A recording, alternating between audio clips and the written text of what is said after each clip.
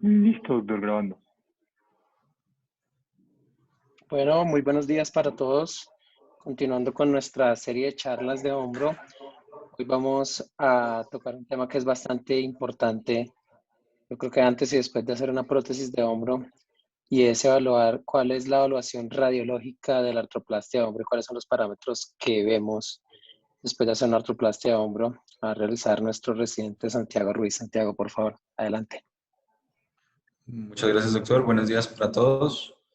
Como ya mencionó el doctor, vamos a hacer la revisión de evaluación radiológica, haciendo énfasis pues, en los conceptos anatómicos y biomecánicos de las prótesis. En cuanto a la introducción, pues reconocer o recordar que la artroplastia de hombro, tanto reversa como anatómica, es un procedimiento que ha venido en aumento a nivel mundial, como ya había revisado Juan David en la charla de fracturas periprotésicas.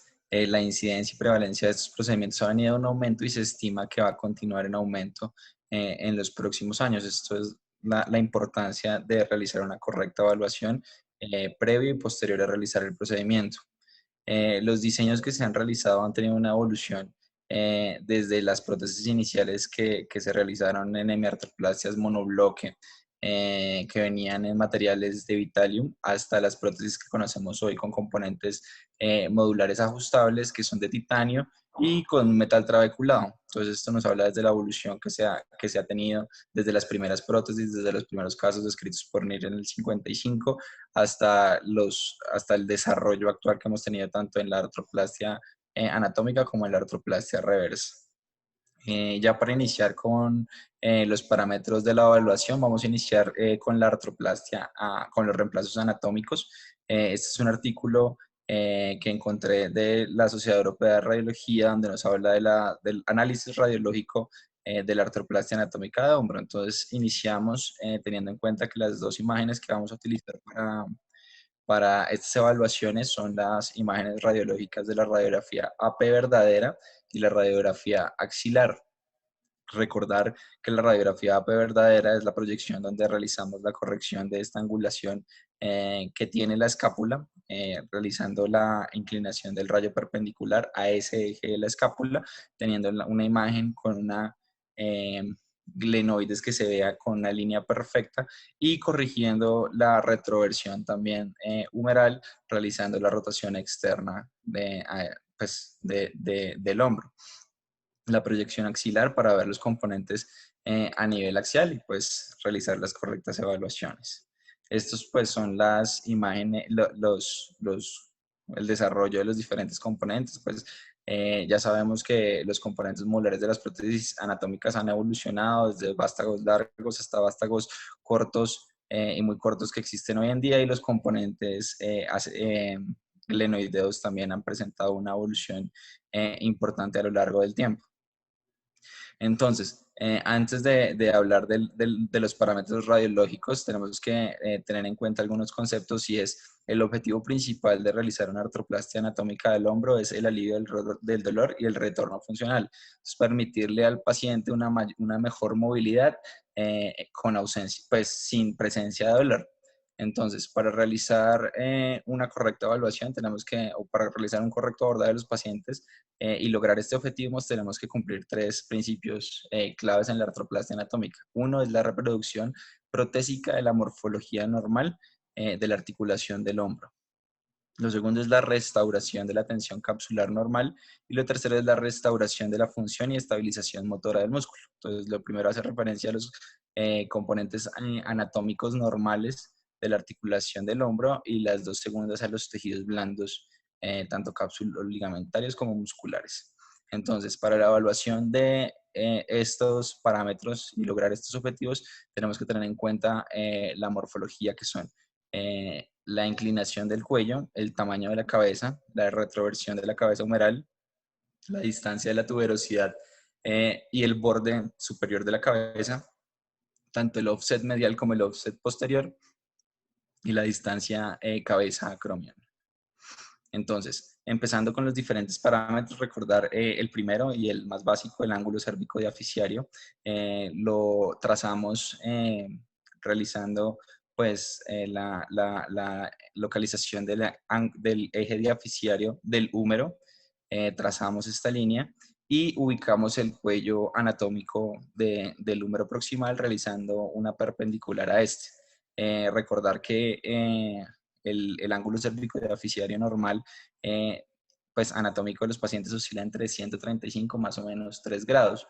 Los diseños protésicos que se han diseñado tienen un ángulo cervicodeficiario entre 130 y 135 para lograr restituir esta anatomía normal del húmero proximal.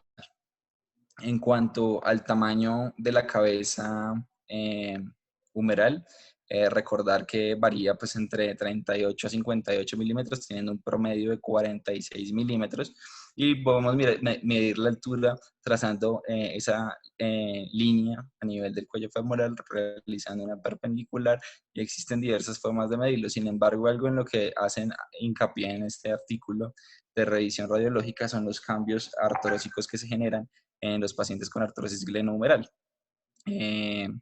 alterando pues la morfología de la cabeza, lo cual va a dificultar una apreciación cercana al tamaño normal de esta cabeza. Entonces, lo que recomiendan pues es la medición intraquirúrgica, el cálculo intraquirúrgico, y tener en cuenta otros parámetros como la distancia entre la cabeza y la tuberosidad, que es el siguiente parámetro que vamos a ver.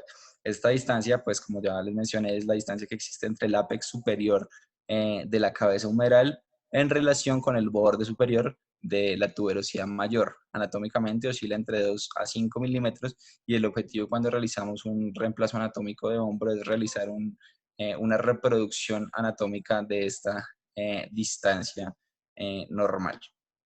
Cuando existen alteraciones, cuando no logramos este objetivo y se disminuye o se aumenta, vamos a tener diferentes problemas. Entonces, si tenemos que lo normal oscila entre 2 a 5 milímetros y tenemos un paciente en el cual lo dejamos por debajo de 2 milímetros, lo que podemos tener son pinzamientos subacromiales y aumento de la tensión en aducción, generando que exista un dolor por el pinzamiento temprano.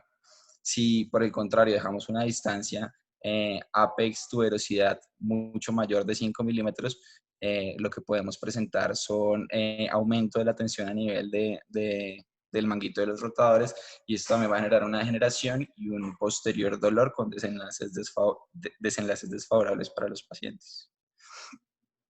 En cuanto a la retroversión humeral, pues recordar que pues, diferentes estudios han mostrado que la retroversión humeral normal tiene un rango amplio de variación. El promedio está descrito entre 20 y 30 grados, sin embargo, pues hay desde 5 grados de anteversión hasta 60 grados de retroversión, entonces pues es un rango amplio. Y pues tenemos que tratar de reproducir la retroversión humeral del paciente lo más cercano a que sea posible, lo más adecuado posible.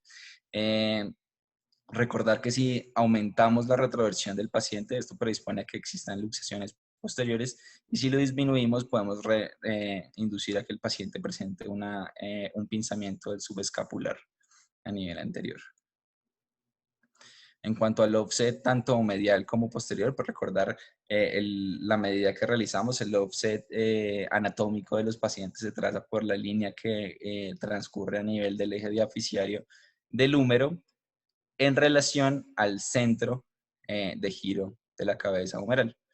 Entonces, este offset en el plano coronal está, pues el centro de giro está medializado con relación al eje diaficiario, y es un offset medial que oscila entre 2 y 12 milímetros, teniendo un promedio de 7 milímetros. Cuando este offset está disminuido, perdemos tensión del componente cápsulo ligamentario, y cuando el offset está muy aumentado vamos a ganar una tensión tanto muscular como del complejo cápsulo ligamentario, generando una rigidez y limitación en los movimientos.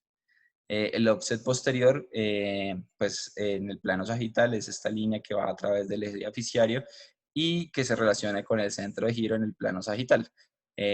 Oscila entre 0 y 10 milímetros, teniendo un promedio de 4 milímetros, y cuando existe una traslación anterior, vamos a tener que va a existir un contacto anormal entre la superficie glenohumeral y, perdón, y que vamos a poder tener un pinzamiento subescapular o presión aumentada en el subescapular a nivel anterior. Otro parámetro que debemos visualizar y que debemos tener en cuenta es la distancia subacromial, el espacio subacromial que oscila alrededor de 20 milímetros. Cuando presentamos disminución en este espacio podemos tener una pérdida en la tensión del músculo deltoides y un pinzamiento subacromial. Cuando la tensión, cuando el espacio está muy aumentado, vamos a tener que generamos un aumento en la tensión y una posible rigidez articular a este nivel por la excesiva tensión. En cuanto ya a la evaluación protésica de los componentes, pues vamos a evaluar todos esos parámetros que ya mencionamos y lo que les mencionaba, como es una prótesis anatómica, el objetivo es realizar una restitución de la anatomía normal del paciente. Entonces existen unos parámetros, unas medidas adicionales que son la orientación del componente. Vamos a trazar una línea a través del vástago de la prótesis y una línea a través de la diáfisis o del eje diaficiario del húmero. Esta angulación nos puede hablar de la orientación que tiene el componente o en bar o en valgo y recordar perdón, que cuando tenemos el componente mal orientado, tanto en barro como en valgo, podemos generar zonas de contactos anormales que predisponen a erosiones óseas, a osteolisis temprana y aflojamientos posteriores de la prótesis. Otra medida que podemos evaluar del adecuado posicionamiento es la línea que va a través de todo el eje del vástago, del eje, pues, sí, del eje del vástago, como se ve en la línea roja, y una tangencial a la parte lateral del acromion que sea paralela a esta. Esta medida la podemos comparar con el contralateral, con el eje diaficiario, para ver cómo está nuestra morfología eh, pues en relación al lado contralateral.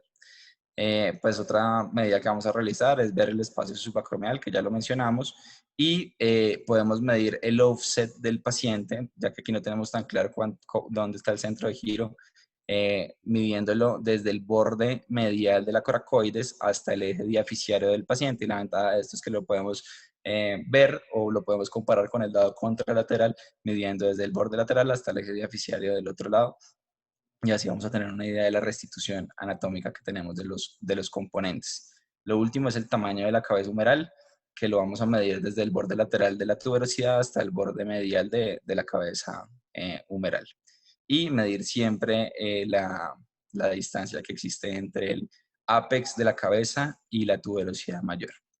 Entonces, estas pues, son las medidas radiológicas que tenemos que tener en cuenta y que tenemos que reproducir en los pacientes de un reemplazo anatómico. Entonces, tenemos que restablecer la anatomía normal. Otro parámetro que mencionaban y que también hablamos un poco en la charla que dio Juan David sobre fracturas periprotésicas son los riesgos de pérdida de fijación. Esto ya no es tanto en el posoperatorio inmediato, sino en la evaluación del seguimiento de las prótesis en cuanto a definir si tiene un riesgo o no de aflojamiento. Entonces, este es un artículo, se publicó un artículo donde dividían el componente humeral en 8 zonas y evaluaban 3 parámetros para definir este riesgo en cuanto al componente humeral. Los parámetros eran: 1, la subsidencia del vástago, la pérdida en la altura. 2, la traslación, que la medían en 4 zonas. Uno era dividían en borde superoexterno, inferoexterno, supramedial e inframedial. Y medían desde la parte lateral del vástago hasta hasta la cortical lateral, y desde la parte medial hasta la cortical medial superior e inferior. Y dividían 8 zonas en el húmero proximal, y en estas zonas iban a medir la línea radiolúcida que se producía por la osteolisis, definiendo como riesgo los pacientes que tuvieran una línea mayor o igual a 2 milímetros radiolúcida en al menos 3 de las 8 zonas descritas, o una subsidencia mayor a 5 milímetros o una alteración en la migración o en una lateralización del componente en estas mediciones en los 4 cuadrantes. Adicionalmente, se describieron las zonas de riesgo para el componente glenoideo, presentando las zonas radiolúcidas a este nivel. Entonces aquí vemos cómo tenemos un número proximal donde tenemos las flechas nos indican las zonas de las líneas radiolúcidas, y aquí vemos en el componente cementado cómo existe la línea radiolúcida a nivel medial, acá un poco más gruesa, y a nivel lateral. Y esto nos habla del riesgo de aflojamiento que tiene el componente. En cuanto a la radiografía axilar, mencionan, pues, importante evaluar la traslación que tiene el componente hacia anterior. Entonces, lo clasifican en diferentes zonas, una donde hay cero traslación, 25%, 50% y más del 50% de traslación, presentando subluxaciones. Entonces, este es otro parámetro que debemos evaluar en la radiografía. Lo ideal es, pues, tener una prótesis donde no exista una traslación para que haya un correcto deslizamiento entre el componente glenoideo y el componente humeral. En las semiartroplastias, otra cosa que describían eran los desgastes glenoideos, pues secundarios a este procedimiento, donde lo que evaluaban eran las zonas de erosión ósea, como se ven en las imágenes, y una pérdida del espacio articular. Entonces vemos que el compromiso a este nivel es posterior y inferior, principalmente las zonas donde se genera la erosión y el desgaste. Lo que hablábamos de los signos de aflojamiento a nivel del componente glenoideo, las diferentes líneas radiolúcidas que se le llaman las flechas, y a este nivel también vemos cómo existe una pérdida en la angulación del componente glenoideo. Eso en cuanto a reemplazos anatómicos de hombro, la evaluación radiológica.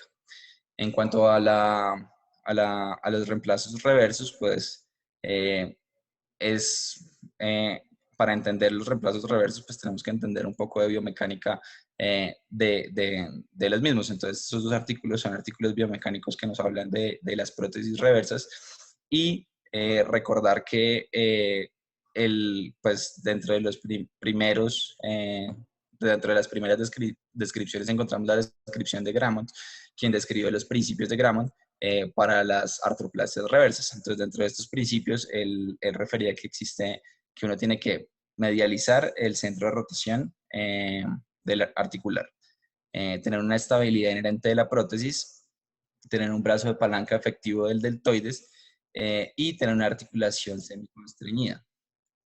Entonces, en cuanto al centro de rotación, esta es una imagen que nos va a hablar de las diferentes fuerzas y de los vectores que se desarrollan a este nivel. Entonces vemos como en el componente reverso, pues ya tenemos una articulación donde hay una glenosfera y el componente humeral es cóncavo, a diferencia del reemplazo anatómico. Y es una imagen donde tenemos una medialización de ese centro de giro. Entonces, esta es la fuerza resultante, el vector de fuerza, donde se divide o se reduce en dos vectores, que son un vector que representa una fuerza cizallante a nivel de la interfase entre la glenoides y el componente glenoideo de la prótesis, y un componente de fuerza de constricción, que es el que se va a generar en el plano horizontal. Una cosa importante y que tenemos que tener en cuenta a lo largo de la charla es que cuando estas prótesis pues han evolucionado y se han desarrollado diferentes tipos en los cuales vamos a tener componentes lateralizados. Cuando se lateraliza ese centro, vamos a ver que las fuerzas resultantes y sallantes son mayores, y las fuerzas de compresión son pues mayores también. Entonces, esta es como una imagen donde nos habla de lo que ocurre normalmente cuando tenemos un paciente en el cual tenemos un manguito rotador intacto, una lesión del manguito rotador y ya la prótesis reversa. Entonces, el manguito rotador, el centro de giro y la tensión del músculo deltoide se encuentra normal. Cuando presentamos la ruptura, se asciende la cabeza humeral y perdemos tensión a nivel del músculo deltoides, y cuando restablecemos o medializamos esa prótesis, recuperamos tensión del músculo deltoides y ocurren los cambios biomecánicos en los vectores de fuerza que ya mencionamos. Entonces, una cosa importante de estas de estas glenoesferas es que las glenoesferas se ponían de forma céntrica y ocurrían que el grado de movimiento no se podía producir de forma adecuada por el pinzamiento que se ocasionaba a nivel subacromial, como se ve en la imagen. Por eso estas prótesis, la glenoesfera se pone de forma excéntrica, inferiorizándola para permitir un adecuado movimiento y un rango de movilidad más libre, y adicionalmente genera algo de estabilidad, de aumento en la estabilidad. Entonces, una cosa a tener en cuenta es el ángulo cérvico-diaficiario y la versión del componente humeral, a diferencia de las prótesis anatómicas donde el ángulo cérvico-diaficiario que uno busca oscila en los parámetros normales anatómicos del paciente. Aquí el ángulo cérvico-diaficiario es aumentado entre 145 grados más o menos. Y este es un estudio donde se evalúan los diferentes aumentos en el ángulo a medida que uno aumenta este ángulo cérvico-diaficiario, el componente se va horizontalizando si se aumenta mucho este ángulo cérvico-diaficiario, lo que va a generar es un pinzamiento inferior en aducción. Al aumentar la retroversión humeral, lo que vamos a generar es un aumento de la rotación externa y disminuir la rotación interna.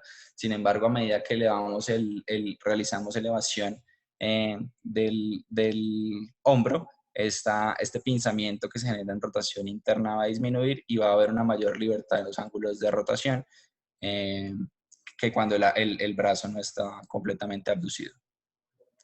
En cuanto a la función del deltoides, pues recordemos que lo que ya les mencioné, con estas prótesis uno lo que hace es medializar el centro de giro y distalizar el húmero. Entonces la tensión del músculo deltoides se recupera y el vector de fuerza es mayor. Entonces aquí vemos cómo tenemos una prótesis medializada donde tiene un mayor brazo de palanca el deltoides y una mayor tensión con un vector de fuerza más favorable. Esto hace referencia a la estabilidad de las prótesis. Entonces se realizó un estudio donde evaluaban los diferentes factores que contribuían a la estabilización de la prótesis y uno de los más importantes es la profundidad del componente humeral. A mayor profundidad se va a tener una mayor estabilidad, sin embargo se compromete algo el rango de movimiento. Otra cosa que mencionaban es que en los movimientos en abducción se va haciendo más estable la prótesis. Y estas prótesis son más estables, mucho más estables que el húmero nativo de los pacientes. El disminuir, el inferiorizar la glenoesfera de forma excéntrica y el diámetro de la glenoesfera, pues según este estudio demostraron que no tenían implicaciones en cuanto a la estabilidad de la prótesis. Como ya les mencionaba, inicialmente los principios mencionaron que lo que se buscaba era medializar el centro de rotación del húmero. Sin embargo, posteriormente se han realizado diferentes diseños donde tenemos pues la descripción clásica de medialización del centro de giro, un diseño con una lateralización glenoidea y un diseño con una lateralización humeral. Entonces se considera una glenoides lateralizada cuando está a más de 5 milímetros de la superficie glenoidea. Y se considera medializada cuando está a menos de 5 milímetros de la superficie glenoidea. El húmero lateralizado, ya lo vamos a ver en la imagen siguiente que es más claro, se considera lateralizado cuando está a más de 15 milímetros y medializado a menos de 15 milímetros. Entonces esta imagen es un poco más clara, donde nos habla de a qué se refiere esto. Entonces, la superficie glenoidea, aquí está 0 de offset. Cuando está 0 de offset, pues tenemos una prótesis pues, medial del componente glenoideo y medial en el componente humeral respecto al polietileno o al liner humeral respecto al eje diaficiario. Entonces, en este caso tenemos una glenoides medial con un húmero medial. En este caso, en el siguiente, tenemos un offset glenoideo de 10 milímetros. Entonces, tenemos una glenoides lateralizada y el componente humeral está medializado porque está a 11 milímetros. Recordemos que más de 15 milímetros de esta distancia se considera lateralizado. Y en el último caso tenemos un offset de 2 milímetros, un componente glenoideo medializado con un componente humeral lateralizado. Vemos la distancia entre el liner y el eje del vástago de más de 15 milímetros. Entonces, todas estas variaciones hay que tenerlas en cuenta, y estos son los diferentes diseños que se han realizado y que han evolucionado en el tiempo, cada uno con sus ventajas y sus desventajas en cuanto a la biomecánica de la articulación.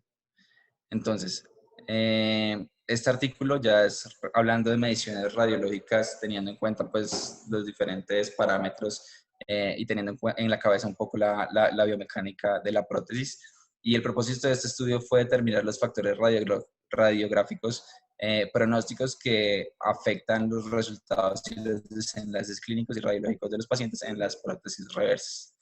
Entonces, los parámetros que ellos midieron fueron las distancias acromio-humeral, esta como ya la vemos en la imagen, que se aumenta cuando realizamos una prótesis reversa.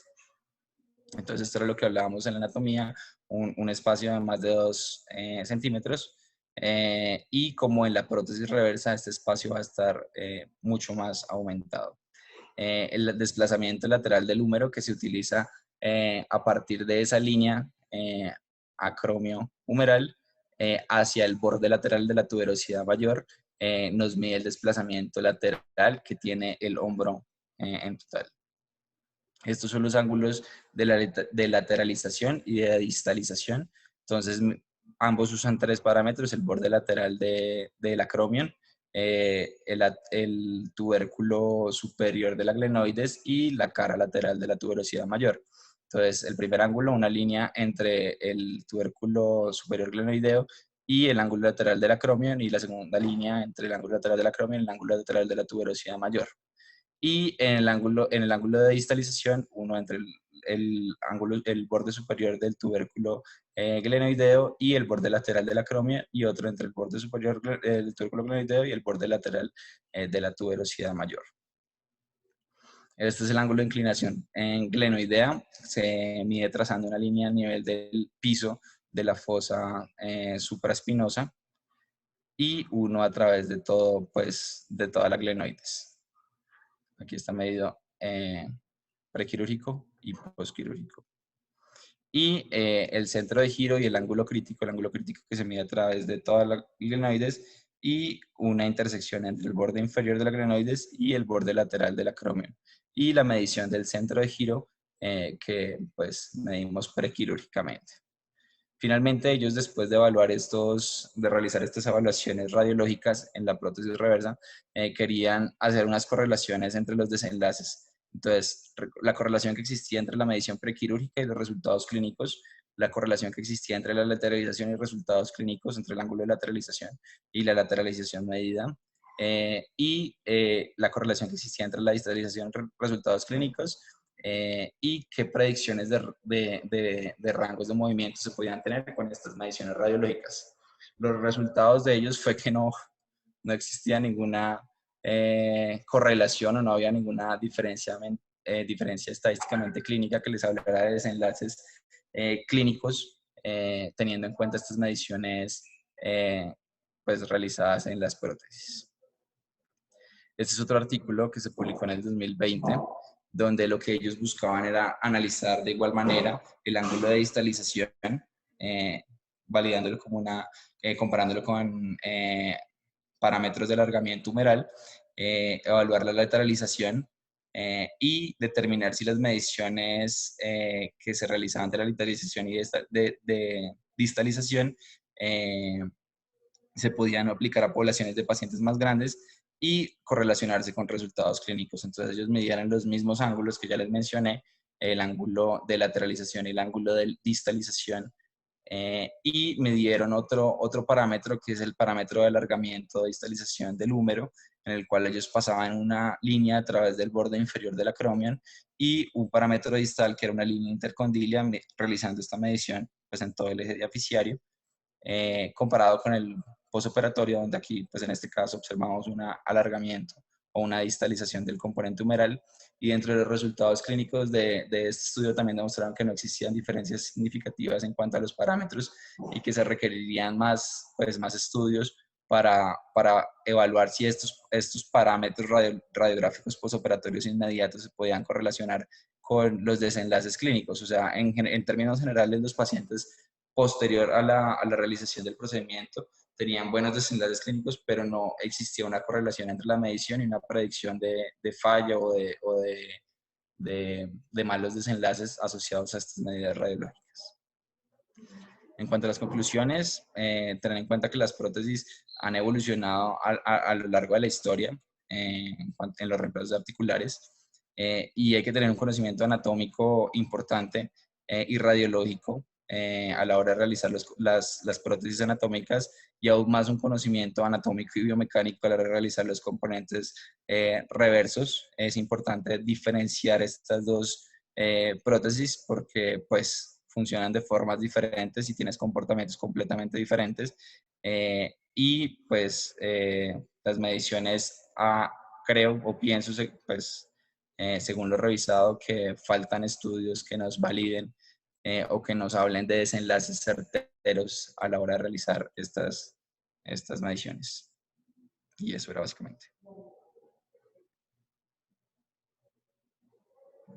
Ok, Santiago, muchas gracias. Es un tema, como ustedes pueden ver, bastante denso porque requiere para la correcta evaluación entender muchísimos conceptos de las prótesis, conceptos anatómicos, biomecánicos, y a veces es complicado para uno poder tener todo esto en la cabeza al momento de ver una radiografía postoperatoria, tanto de una prótesis anatómica como una prótesis reversa. Yo quiero que cerremos la charla como poniendo unos puntos para llevar a casa, lo más básico y que ustedes pueden recordar. Lo primero que me gustaría que toquemos es la evaluación radiológica comienza desde antes de la cirugía y es muy importante ciertos parámetros que evaluamos antes de cirugía y que creo que para ustedes es muy importante que tengan claro dos parámetros que son la retroversión de la glenoides y la morfología glenoidea. ¿Por qué esos dos parámetros son importantes? Son parámetros radiológicos que nos ayudan a evaluar el grado de deformidad que tiene la glenoides, el grado de pérdida ósea que tiene la glenoides y nos ayuda a tomar decisiones de qué tipo de prótesis utilizar. La retroversión como Santiago mencionó, la retroversión, la glenoides tiene una variación, pues lo normal podría ser no decir que es neutro, pero no es neutro, es variación más o menos de 4 menos 4 grados, de 4 anteversión a 4 retroversión, pero los pacientes por la artrosis del hombro tiende a producir subluxación posterior de la cabeza y empiezan a perder hueso en la parte posterior de la glenoides y esa retroversión aumenta hasta 10 grados. Uno consideraría, en eso hay mucha controversia que hacer, pero en este momento lo que se hace es hasta 10 grados, se puede hacer una escarificación excéntrica, uno rima y se come lo que está al frente en la glenoides. De 11 a 24 grados, en general se utilizan componentes aumentados y por encima de 25 grados preferimos hacer prótesis reversa, pero es muy importante que ustedes sepan cómo medir esa retroversión y esa retroversión la medimos siempre en la tomografía. La retroversión no se puede medir de manera confiable o reproducible en una radiografía axilar, así esté bien tomada, y eso lo hacemos tanto, y eso es cierto tanto preoperatorio como posoperatorio. Entonces, ese es el primer punto que les quiero tocar, ese ángulo de retroversión. Ustedes tienen que saber cómo medirlo, porque eso nos da una idea clarísima. Voy a parar de compartir su pantalla, Santiago, para mostrar una imagen sencilla de cómo medimos eso. Acá está la imagen. Usualmente tomamos las axiales de la tomografía y en el corte que está por debajo de la coracoides, ustedes van viendo la coracoides, uno ve la coracoides y cuando la coracoides desaparece, en ese corte, que en teoría es la parte media de la glenoides, hace uno esta medición. Entonces utiliza uno esta línea de referencia que llamamos la línea de Friedman, que como ustedes se dan cuenta va por todo el eje del cuerpo de la escápula, una línea perpendicular a esa que está tocando el borde anterior y el borde posterior de la glenoides, perdón, una línea que toca el borde anterior y el borde posterior de la glenoides y el ángulo que se forma entre esa línea y la perpendicular a la línea de Friedman es la retroversión.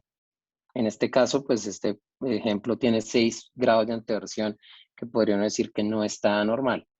En los casos de retroversión, este ángulo pues se abre para el otro lado. Entonces, esta es una imagen, una medición radiológica de prótesis, que no es cuando está la prótesis puesta, es de antes, pero que creo que es supremamente importante que ustedes la tengan en mente. Y en el posoperatorio también se puede medir. Lo que pasa es que en el posoperatorio obviamente es más difícil porque tienen ya la prótesis puesta, pero se puede medir la retroversión de los componentes en la tomografía también. Profe, una En pregunta. cuanto, sí, En, claro, en adelante. la medición de esa retroversión glenoidea, normalmente los pacientes tienen resonancia magnética. ¿Uno la podría medir en una resonancia o necesariamente tiene que ser un TAC o es más confiable la medida en TAC?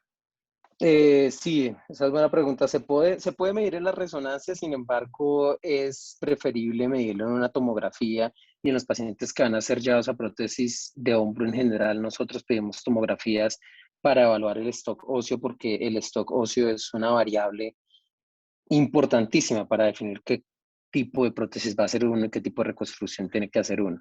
Entonces, en general, nosotros pedimos tomografías. Se podría medir en la resonancia, Santiago, sí se puede medir, pero en términos generales, los estudios de validación de estos métodos, todos están hechos en tomografía. Entonces, idealmente uno debería medirlo en una tomografía. Y la otra parte que es supremamente importante que les mencionaba es que ustedes deben saber clasificar la morfología de la glenoides preoperatoriamente antes de un reemplazo de hombro. Y esto es clave porque la morfología también nos ayuda a tomar decisiones de qué vamos a hacer con ese paciente.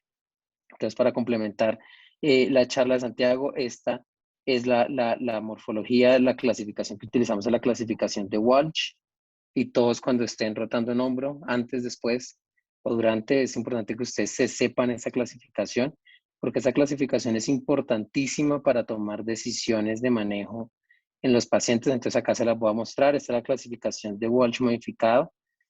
Es sencilla, parece difícil, pero es sencilla. Es A, B y C. Y acá crearon esta D. Y simplemente, si ustedes se dan cuenta, está en base en la subluxación posterior de la cabeza. ¿Se acuerdan de la línea de Friedman que les dije? Cuando uno traza la línea, la cabeza del número debe quedar 50 y 50% de esa línea, debe estar centrada. Si la cabeza está 75% o más por detrás, se dice que hay subluxación posterior. Entonces ya entraría en la categoría B. Las A son cabezas centradas. La A1 no tiene nada de pérdida ósea. La A2, como ustedes ven, está medializada. Si uno traza una línea entre el parte interior y posterior, si toca la cabeza esa línea, ya es una A2. Las B, todas tienen subluxación posterior de la cabeza. Si ustedes se dan cuenta, la cabeza está para atrás. En la B1 no hay pérdida ósea. En la B2, como ustedes se dan cuenta, hay pérdida ósea y se forma lo que nosotros llamamos una glenoides bicóncava.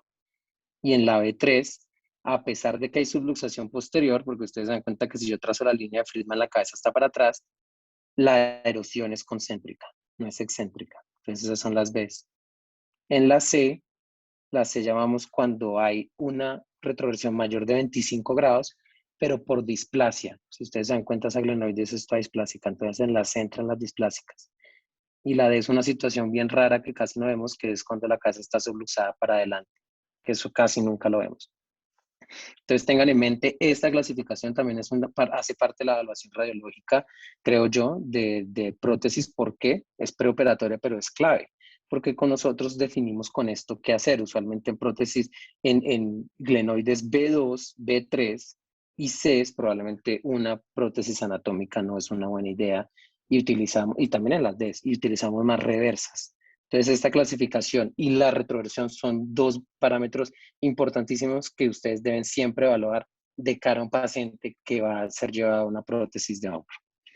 En cuanto a la evaluación postoperatoria, pues la evaluación postoperatoria siempre parece complicadísima. Acá tenemos al doctor González. Doctor González, ¿usted quiere complementar algo para la evaluación postoperatoria en los reemplazos de hombro, además de lo que Santiago presentó? No, Jorge, yo la miro, yo diría algo simple del manejo posoperatorio como para ayudar a centrar lo que uno debe hacer en general. Pues eso simple se puede complicar, claro, si uno quiere, Lo Ujú. simple es que la prótesis anatómica, pues lo que busca, como su nombre lo indica, es semejar los parámetros eh, anatómicos del paciente.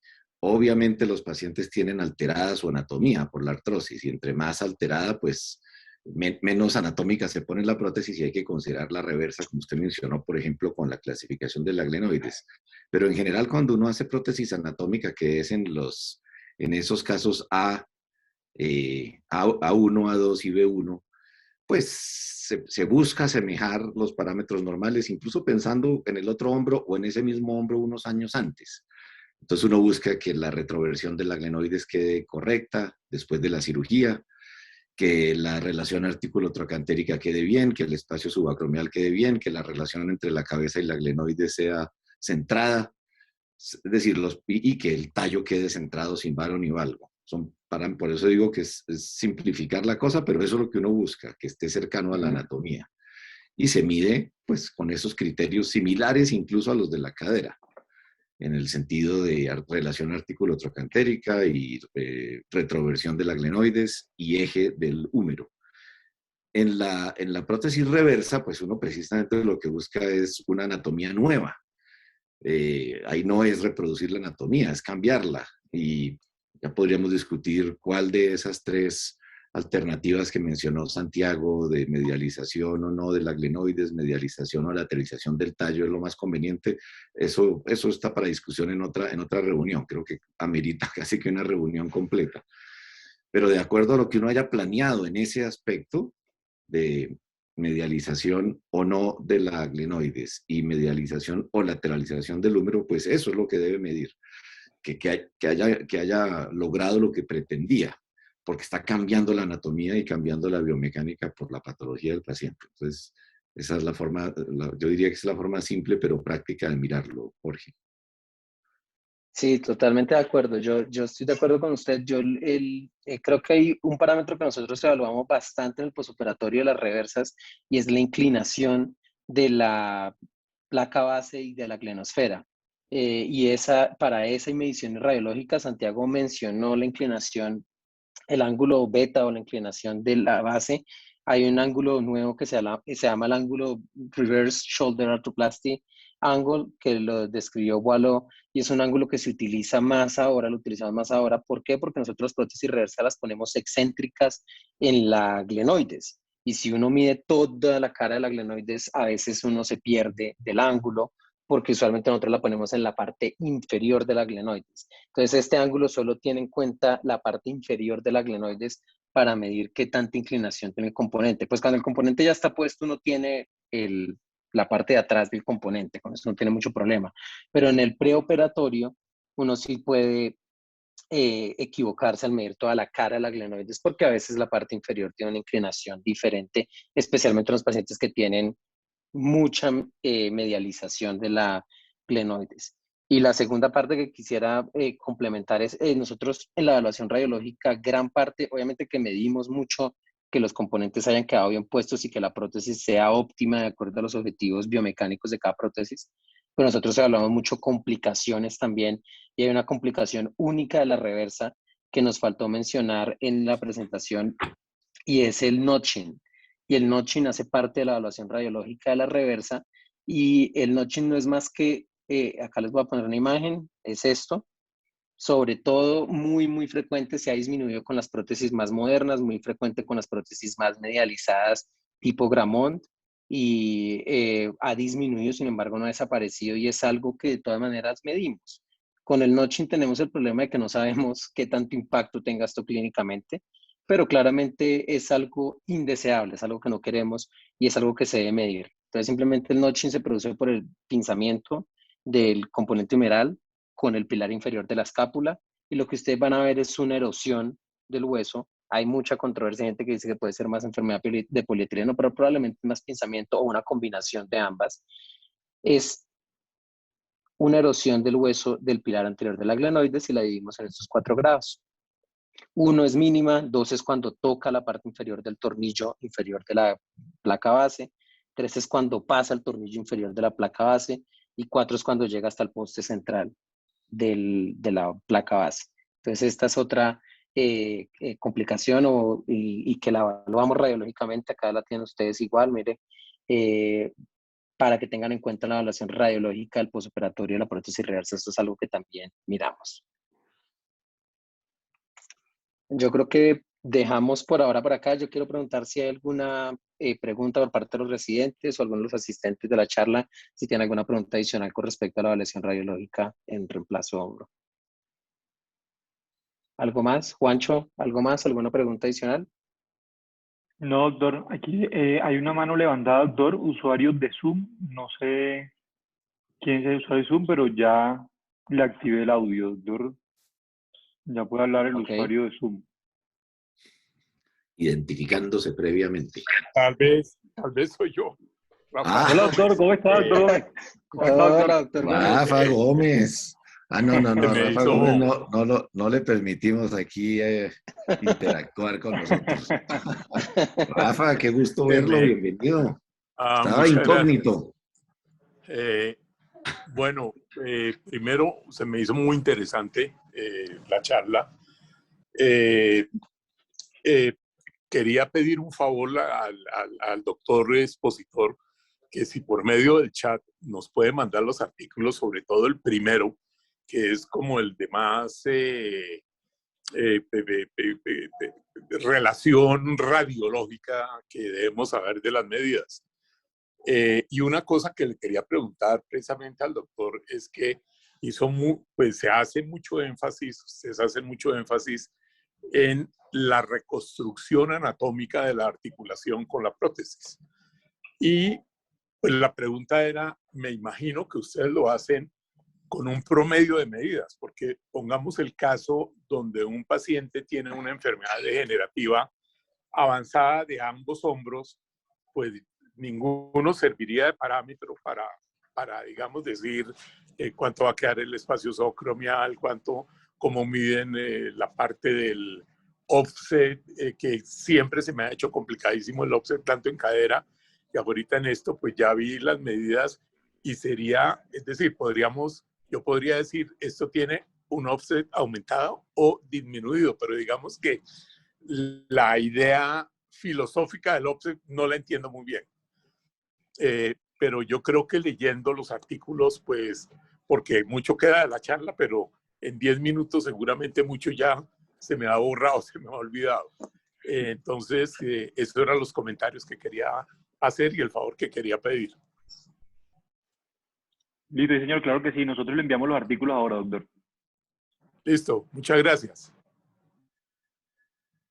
No, señor, con respecto a su pregunta, doctor, yo creo que cuando tenemos enfermedad degenerativa o sobre todo, por ejemplo, en los casos en los que hay mucha alteración, más que la enfermedad degenerativa, alteración de la morfología, como en los casos de necrosis vascular, en los casos de artrosis postraumática, es un poco más difícil poder reconstruir esos aspectos anatómicos. El otro hombro puede servir de referencia. Sin embargo, nosotros en cirugía hay ciertos parámetros que se utilizan de manera estandarizada. El parámetro de la inclinación cervicodiafisiaria lo da la prótesis y el corte, eso se hace de manera casi que estandarizada.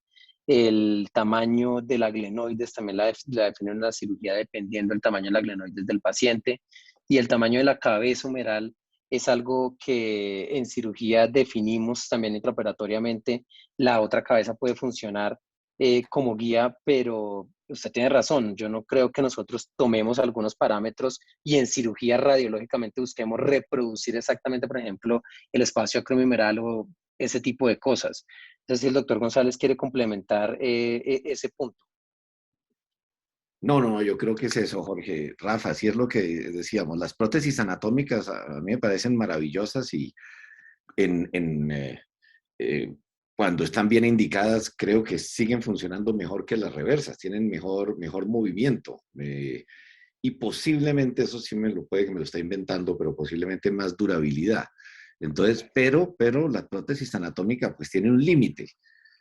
Cuando la anatomía está muy alterada, por cualquier parámetro, porque la cabeza está ascendida por una artropatía, por manguito rotador, o por una glenoides muy deformada, porque es más allá de B2 para adelante, etcétera, pues no se puede poner prótesis anatómica. Entonces, los parámetros anatómicos, Rafa, que uno quiere volver a la anatomía, sí es verdad y es en un grupo grande de pacientes, porque muchos pacientes están en esos primeros grupos de deformidad. Y entonces uno mide lo que dice Jorge, hay algunos parámetros que vienen ya establecidos en la prótesis, uno fundamental que es muy difícil medir radiológicamente, pero que uno lo hace rutinariamente, es la retroversión de la cabeza del húmero, que siempre la pone en una medida precisa, en cirugía digo, pero después del postoperatorio no es fácil de medir. Entonces yo insistiría en la anatomía, Rafa, que no es tan difícil de medir en comparación con la previa, porque la mayoría de prótesis anatómicas se ponen en pacientes que no tienen muy alterada la anatomía. Pero evidentemente de ahí para adelante, en pacientes con deformidades más severas, pues ahí sí es imposible reproducirla. Y tan imposible es que con frecuencia en esos casos se prefiere la reversa, la prótesis reversa. Muchas gracias. No, Rafa, qué gusto verlo. Qué gusto tenerlo acá, doctor Gómez, sí. Que vuelva, que vuelva. No Sí, nos estamos abandone. tratando de prendernos a todas las reuniones. Le había dicho a Juan que es muy temprano, que madrugan mucho, pero yo ya venía para la fundación y ahí desde el carro me prendí. Sí. Buenísimo, buenísimo. Bueno, pues, si hay alguna otra pregunta, Juancho, ¿algo más? No, doctor, no hay manos levantadas, no hay preguntas en el chat tampoco. También está conectado de radiología el doctor Hernán y la doctora Duarte. Y el doctor Gómez. Hoy estamos con todo el equipo de radiología, doctor. Un saludo para todo el equipo de radiología, claro. Buenísimo tenerlos acá. Excelente, muchas gracias. Santiago, muchas gracias. Muy buena charla. Muchas gracias, Santiago. Sí, si no hay más preguntas, pues cerramos acá y nos vemos el próximo martes. Un buen día para todos. Chao. Saludos, doctor. Saludos, doctores. Hasta luego, Jorge, gracias. Chao, Santiago. Lacu. Chao, doctor.